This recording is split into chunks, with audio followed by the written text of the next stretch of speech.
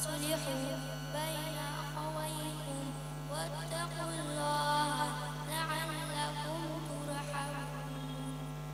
সমস্ত প্রশংসা সেই মহান প্রভুর, যার অসীম দয়ায় আমরা সুস্থ ও সুন্দরভাবে জীবিত আছি। তাই সকলে বলুন আলহামদুলিল্লাহ। আল্লাহ তাআলা সুন্দর চরিত্রের মানুষ পৃথিবীতে প্রেরণ করেছেন অসংখ্য নবী ও রাসূল। তাদের অধিকারী তিনি হলেন সর্বশেষ ও সর্বশ্রেষ্ঠ নবী রাসূলুল্লাহ সাল্লাল্লাহু আলাইহি ওয়াসাল্লাম। তিনার উপর কোটি দরুদ ও সালাম বর্ষিত হোক। আল্লাহুম্মা সাল্লি আলাইহি আল্লাহুম্মা বারিক আলাইহি। আমার আজকের বিষয়বস্তুটি হলো ভালো কাজে আদেশ ও মন্দ কাজে নিষেধ করার গুরুত্ব।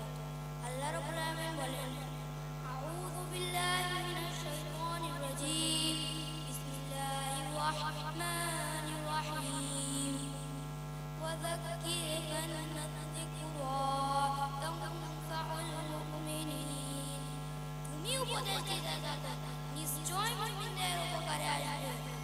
সূরাতুল যারিয়াত ৫ নম্বর। আল্লাহ রাব্বুল আলামিন আরো বলেন, ইন্নামাল মুমিনুনা ইখওয়াতুন ফাসলিহু বাইনা আখাওয়াইকুম ওয়াত্তাকুল্লাহা লাআল্লাকুম তুরহামুন। মুমিনরা পরস্পর ভাই ভাই, সুতরাং তোমাদের দুই ভাইয়ের মধ্যে মীমাংসা করে দাও এবং আল্লাহকে তোমরা ভয় করো, যাতে তোমরা অনুগ্রহ প্রাপ্ত হও। সূরাতুল হুজুরাত ১০ নম্বর। সূরা আল ইমরান ১০৪ নম্বর আয়াতে আল্লাহ বলছেন, তোমাদের মধ্যে একটি দল থাকা উচিত যারা মানুষকে কল্যাণের দিকে আহ্বান করবে ও অসৎ কাজ হতে নির্দেশ দিবে ও সৎ কাজের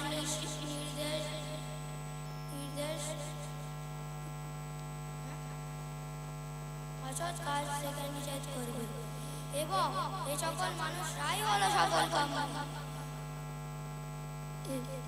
আল্লাহ রাব্বুল আলামিন আরো বলেন, কুনতুম খায়রা উম্মাতিন উখরিজাত লিন-নাসি তা'মুরুনা বিল মা'রুফি ওয়া তানহাউনা আনিল মুনকার।